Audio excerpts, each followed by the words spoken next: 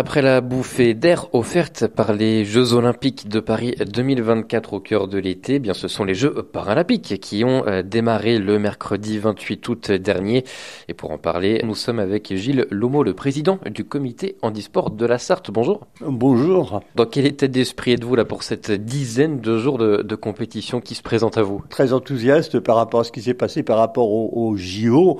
Je pense qu'on aura la même effervescence sur les Paralympiques, qu'on verra de très très très belles choses et qui feront aussi voir le handisport et le handicap en général d'une autre façon par rapport au grand public, qu'on voit des sportifs et non pas des personnes handicapées. Une nuance qui est très importante parce que ces athlètes, ces para-athlètes sont des athlètes à part entière. Complètement, parce qu'ils s'entraînent des 20-30 heures semaine depuis des années. Ils préparent comme n'importe quel autre athlète, que ce soit Duplantis ou Riner, tous ces gens-là, c'est exactement la même chose. Et donc, ils n'ont pas plus de mérite que ces gens-là, puisque ils le font parce qu'ils le veulent bien, si je puis dire. Donc à partir de là, il faut pas dire les pauvres ils ont du mérite. Non, faut regarder le résultat, enfin l'exploit sportif, le sportif lui-même, et non pas l'handicap. Quand on voit l'engouement et l'enthousiasme que les JO ont suscité, pour les Paralympiques, vous attendez la même chose? En tout cas, vous avez envie que ça provoque les mêmes sentiments chez les Français? Oui, je pense que ce sera le cas, surtout qu'on aura une couverture médiatique télévisuelle très importante avec France Télévisions. Donc je pense qu'il y aura beaucoup de gens à le voir à la télé. D'autres sur place, bien sûr, ce qui pourra permettre de favoriser le développement après les Jeux. Quelles sont nos chances de médaille? Alors, les chances de médaille, ils visent sur 20 médailles d'or, entre autres, ils espèrent. Alors, on a Alexis Anquincan au niveau du triathlon, lui qui est X fois champion du monde. Lui, c'est une très très grosse chance de médaille. On a les sprinteurs en non-voyant, tous les deux. Puis d'autres en taekwondo,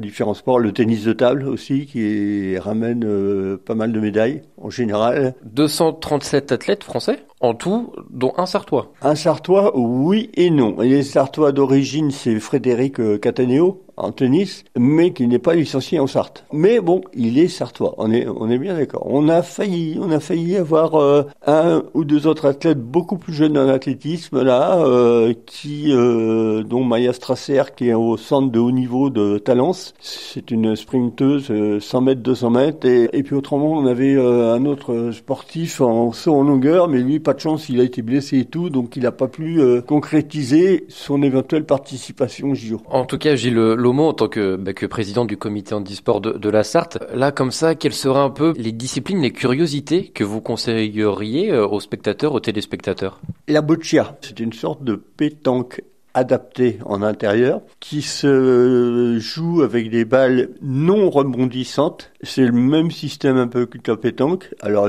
on appelle ça un jack, le cochonnet, c'est un jack. Et ça se pratique pour les sportifs de très grand handicap. Ils ont une rampe de lancement sur laquelle ils placent la balle. Enfin, en général, c'est un assistant qui leur place la balle. L'assistant, lui, tourne le dos au jeu, il n'a pas le droit de regarder le jeu, et c'est le joueur qui lui dit, la balle, tu me la mets plus ou moins haute sur la rampe, tu mets la rampe plus ou moins à droite, et ainsi de suite. Voilà. C'est une sorte de pétanque adaptée, et c'est assez impressionnant à voir, de par la précision et tout de ce qu'ils font. Et ce sport, entre autres, qui n'est pas connu, bien sûr. Et puis, après, c'est de découvrir ce que font les athlètes sur les différents, les performances qu'ils font sur les différents sports, puisqu'il y a de tête, c'est 23 ou 25 sports. Et c'est à voir avec un œil critique du sportif et non pas avoir un œil de complaisance, de dire oh, c'est triste, oh mon Dieu aussi. Non, c'est voilà, il est bon. C'est bien, il est pas bon, je vais te dire, il retourne s'entraîner, point à la ligne. Ne pas s'apitoyer sur les handicaps, en fait. Ouais. Voilà, c'est ça,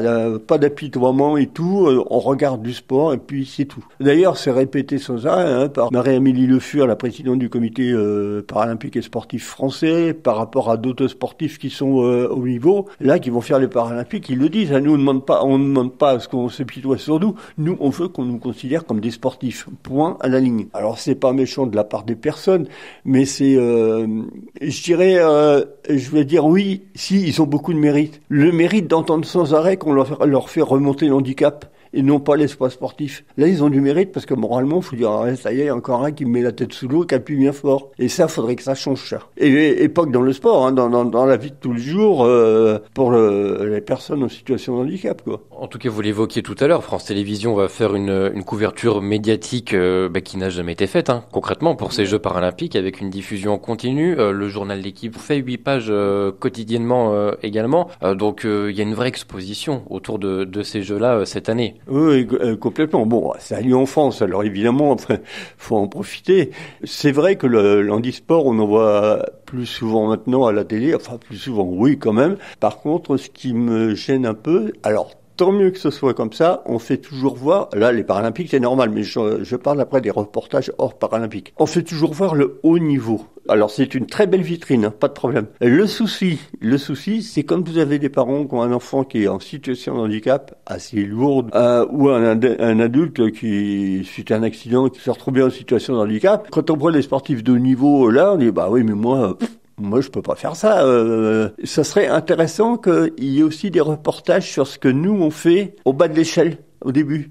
Comment tout est adapté, tout. Parce que, bien sûr, c'est comme chez les valides, hein, tout le monde ne fera pas ce que fait Mbappé. Hein. Mais ça n'empêche qu'on peut jouer au foot quand même. Hein. Donc là, c'est savoir que c'est adapté et ça serait bien que certaines personnes viennent pousser les portes, voir ce que l'on fait, si c'est un sport qui est susceptible de les intéresser, et voir que, bah oui, on peut faire avec des adaptations tout un tas de choses. Moi, je suis spécialiste du tennis de table, je suis référent pour le département. Je m'occupe des personnes de la masse de Mulsanne. Là, on a une maison d'accueil spécialisée à Mulsanne. Ce sont des très grands handicaps. Ce sont des personnes qui ne pourront jamais jouer au tennis de table comme on l'entend. Mais par contre, on fait plein de choses. On fait rouler les balles, on tape dans les balles avec la raquette qui roule, la balle est suspendue, on tape dedans. Enfin, il y a plein de choses qui sont adaptées. Et c'est ça qu'il faudrait faire voir aussi dans les reportages. Ça, c'est hyper important.